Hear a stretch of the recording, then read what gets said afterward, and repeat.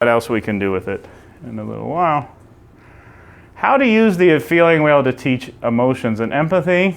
Help clients label the emotions, emotional behaviors in self and others and trace it back to the core emotion. Core emotions tend to be easier to think. Well, that person looks lonely. What's that like? Sad. Suddenly you can teach what to say to people when they're sad, or how to respond properly to people when they're sad, because now I can figure out what's going on. Teach the behaviors appropriate to the emotional color family. So some people, the more severe, the more important this will become. How do you look scared? How do you respond to a person who's scared, right? Stop being scared! Is that the best way to respond to them? Don't panic! Don't panic! But some of them will try to do that sometimes, or they'll just turn off. Either way, that tends to make people panic, right? Hey, how do I... Wait, let's stop for a minute. Does that make sense, right? Look, I now can teach each appropriate behavior. And now when we start, this person looks confused, they're really a kind of scared. I know how to respond to them now, behaviorally and emotionally. All right. Let's say death, I use this example. Say death makes you super uncomfortable with a fan client, right? So they don't know actually how to think. So they go to a funeral, they're really nervous is what they are, because this makes them really scared. They'll start talking about, say, their special interest. I love model airplanes, and you know, Bob's laying there in his coffin, and they're talking about model airplanes. If somebody did that to somebody they were close to, what do you think? This person doesn't care. They might care way too much. Hey, that's not appropriate. This is how people are going to perceive you. Suddenly, we can make this much more concrete, much more visual. Teach that most emotional communication is nonverbal, which they will not like, but that's the way life is. And the client may actually have to clarify when confused about what the other person is communicating. Teach them check-in skills, right? Paraphrasing, repeating in an appropriate way. All that good stuff they taught you, hopefully, and summarizing, right? They need to check in. They really need to check in with other people when they're talking. They will not get sarcasm a lot.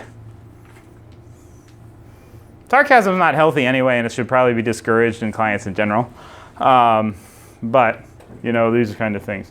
Teach these clients that most other people mix the emotional colors together. That's why it takes them so much longer. That's why it takes.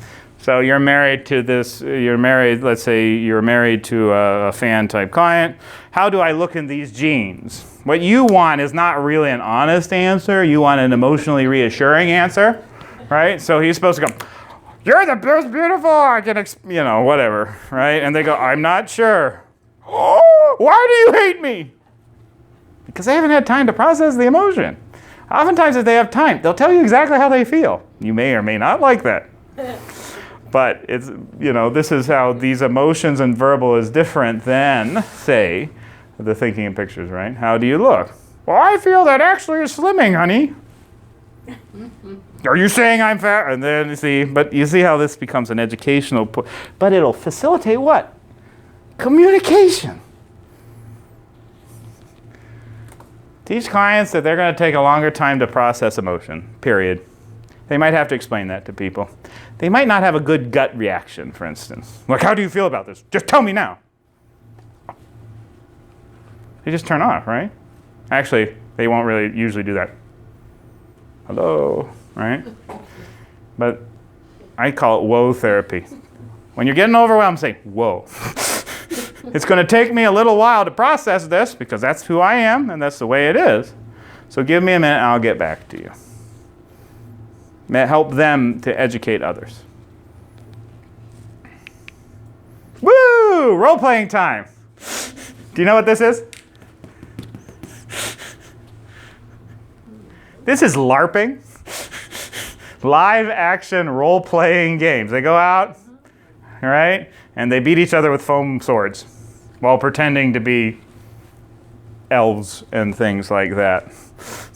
Dungeons and Dragons, fantasy craft, blah, blah, blah, blah. They get really into that. It's easier when you make your own people to give them emotions and dealing with other people. So they really sometimes they really like role-playing games. Okay? So we're going to play a little role-playing, hopefully, to illustrate what's coming. So how many of you, in this group feel like they've met these kind of clients before? Right? All right, so you guys get to be the therapist, I'll be the client. Help me learn to understand emotion or how others perceive me. So I'll set this up. What am I? I'm a professor of mathematics. I've been married 20 years, coming in because I'm really anxious. Always been anxious, but my wife all of a sudden, she's like, you don't love me anymore. I don't know what's going on with her, kind of thing. So even what would you ask me? How would you convey that to me? And just try me. So wait a minute.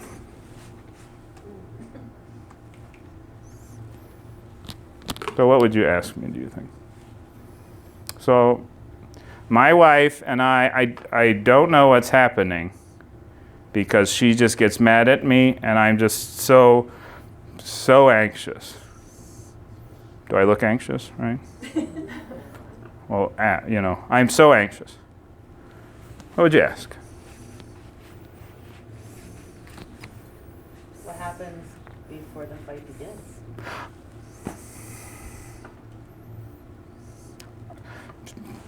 I don't know. You come home, you want to work on, your quadratic equations quietly to, decompress from work. And she comes out and yells at you how you don't care and all this stuff. And I love her. I don't know what I'd do if she left. I think she's crazy because she doesn't make any sense. She's all over the board. What am I supposed to do?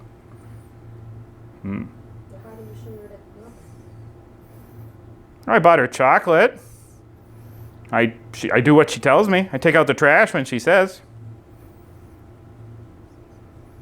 She said she wanted, a bread machine. I bought her a bread machine for Valentine's Day, and she got mad at me. I don't know why. Right? She said she wanted help fixing her life, so I bought her a tool set. Right? Why? What's the focus on?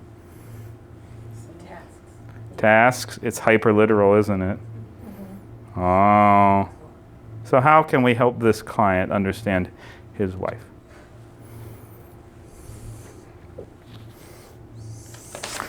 We give him a feeling. So I might ask him, what are the words she uses to describe what she's feeling?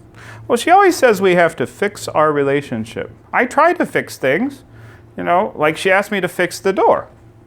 It had a handle broken, right? So I put a new handle on, and she wasn't happy. I'm helping fix our marriage. You talk about fixing.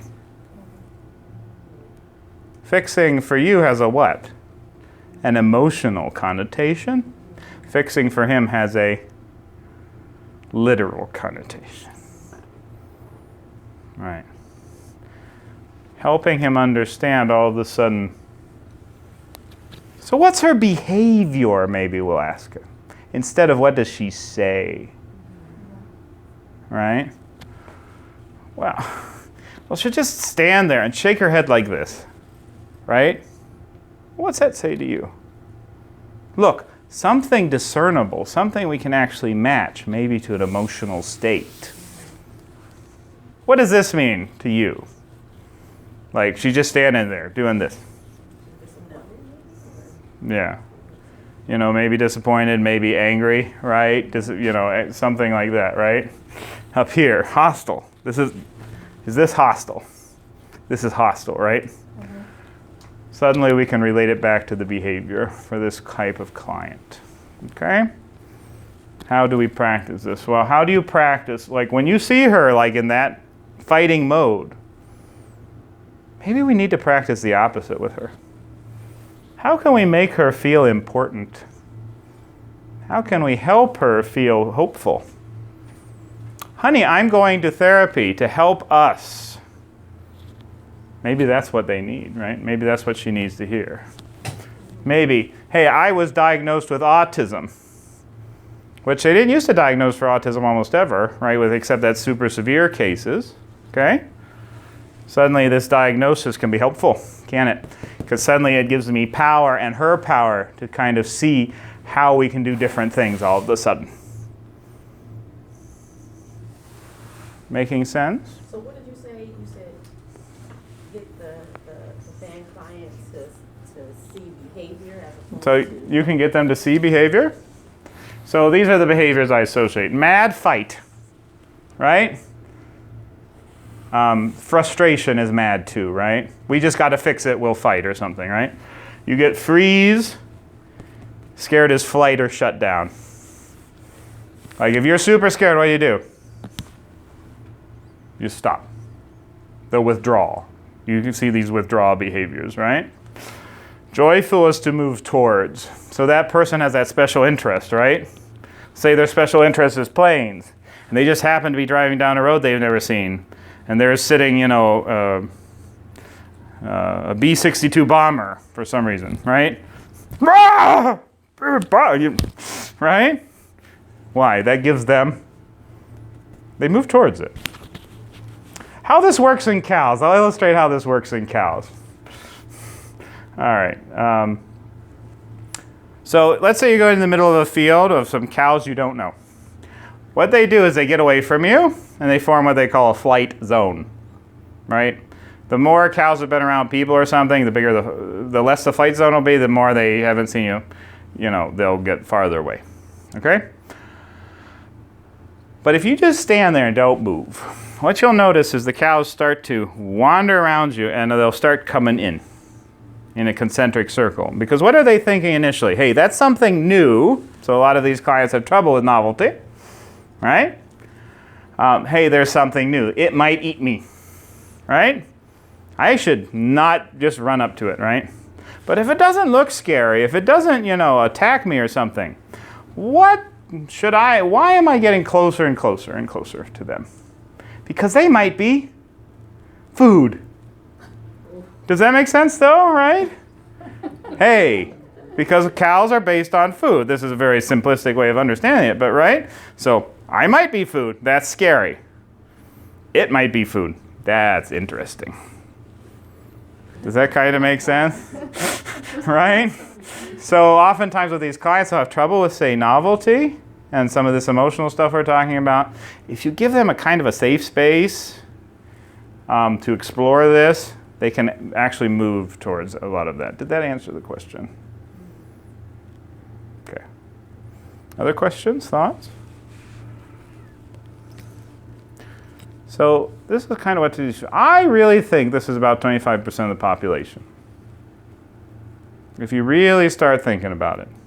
Think of how people process emotions. Think of how that, you know, and this great emphasis, you know, once again, all this empathy talk, it makes it harder for them, in fact, because they just won't get it naturally. That and empathy can be way overrated, right? Vicarious trauma, you've heard of this, right? Vicarious trauma is when you have too much empathy, right? Because you can't get rid of it all of a sudden. You take it on to yourself, right? So it's a question of balance. It's a question of understanding. Think of it as a different language. How do they interpret different languages? How do they think about these different things in our lives, right? And then you can start to see, too, how using this visual thing. So the other thing you can do with this is send this home with them, like to communicate with family. Suddenly okay. Usually it's the man who's kind of the fan features, and then often the wife, for instance, will be much more emotionally, you know, there. Now they suddenly have a communications tool. She can point to how she feels. I feel some of this and some of this and some of this, and he can point how she feels. Maybe when she's sad, that makes him really nervous. Why? Because she's afraid. She's just dejected, right? Where she might just be a little depressed, you know, a little sad. Suddenly we can talk about emotions, in both a visual and a verbal way, because we can relate them both to color and to words. Some clients are really good at actually labeling behavior in words, these clients. Suddenly we can figure out what they're related to. Because you might understand what foolish looks like in people, but you may have no idea it's related to being scared. Okay? So suddenly we have a practical, useful tool that will actually help us, communication, practicing, empathy, how to relate this to, and it becomes very useful because it's the only thing I know of that both these fan clients and kind of that neurotypical processing people seem to get. Other questions, thoughts? All right. We're coming up on time anyway.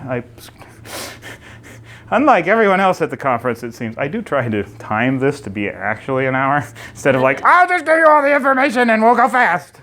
Better done slow and careful, I think, than fast and badly. You can get a copy of this feelings wheel and this presentation at this website. It's KenTherapy.com/SpringOCA 2018. I'm also, hopefully, could get my video to work. I'll put it up there too. At 2, you'll get what I based, this comes out of an article I wrote for Counseling Today that was published in the September issue last year. That's accessible there too. It's this one. It's Achieving Better Understanding of Autism. It will really walk you through. It'll give you some other ideas that I didn't include and how to use the feelings wheel. They have a different feelings wheel because I couldn't figure out if this one's copyrighted or not. I used the one that wasn't copyrighted. I prefer this one. That's why I gave it to you. There's PDFs of it, though. Printed to your heart's content. Gloria Wilcox is dead, so I don't think she'll sue me anyway. And I attribute it to her, so there you go. Here are some reading stuff I think that's helpful. The Way I See It by Grandin can be helpful because that'll capture a lot of it. Sometimes girls you see as tomboys, for instance, right? Assess for this. Right? They might grow out, they might adjust to it, don't get me wrong. That has nothing to do, but tomboy may well be a sign that they have some of these features in their personality. Right? Unwritten rules of social relationships. That's really good for kids who show these features because it really breaks it down. I really like this one. Connecting with your Asperger's partner for people who are married to people with fan features. And to understand themselves. The autism quotient, and I gave you all that stuff. You can get it for free online. So that's all helpful. So remember, you can get all this data at KenTherapy.com/SpringOCA 2018. Everything's there. I'll put more stuff as I think about it. And hopefully I can get this to work, and I'll put the YouTube video of this presentation there too, so you can review it. But the article will be really helpful to you. In addition, yes? Assessment for children? I don't know of one that's simple and easy, because it's almost all those interviews, those really long interviews. I like the feelings wheel. Give them the feelings wheel. Ask them, if I told you people have lots of emotions, what would you say? And see what they do. Or ask them, like given their age, compare them to other kids of their age. Are they getting this wheel in the same way or not? What about much younger, like 9? I can send you a new one. They have a new one that's a one-question questionnaire that's 88% accurate up to 4 years old. Simply some behavioral stuff. They just came out of England. I just read about it. I will be happy to send it to you. It's a 1 or 2 question questionnaire. It's 88%. I've seen some, but as far as accuracy, how. Well, so the point of diagnosis in private practice, it's not that important for me to diagnose this because insurance won't pay for it anyway. So you almost always do. They almost always have anxiety or OCD or something. You'll always be able to. A primary diagnosis is going to be either adjustment or generalized anxiety. They're going to have generalized anxiety. That's why they're coming, right? If you're looking for like school stuff, yeah, so just use those valid evidence-based to support a diagnosis and then tell them why.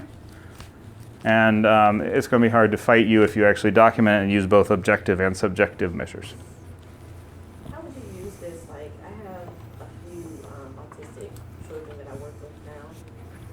How would you introduce this in, like, a session? I would just show it to them. right? And talk about how the interactions between the emotions go and on their level. This is used mostly, the wheel is used mostly for children.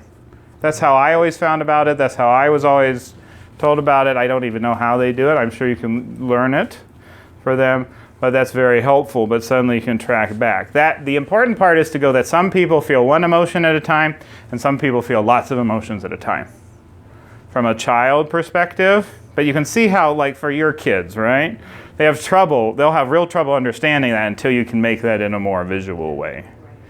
So I would just introduce and play with it, but I know for especially children using the feelings, I bet you can find all kinds of examples for children in general. And you said that the unwritten rules is mostly for kids. Mm-hmm. Is there a book similar for adults? I use it in adults, but you have to be careful. There's all kinds of new stuff now there's a publishing house, and I bought a bunch of stuff from them lately. Oh, shoot. What's it called? AAPC or something like that. They're doing all kinds of high school stuff because they're doing a lot of curriculum stuff. And you can get all kinds of great books that you could use as high school curriculum, but I adapt it for adults. You even get this thing where it's like all the social stories basically for adults in like cartoon form. I saw that they just published one of those. I don't know the quality, but some of their stuff is great. They even have like a problem solving thing for clients with this. It's really simple. It's natural to you, it's not natural to them. And I will, if you email me,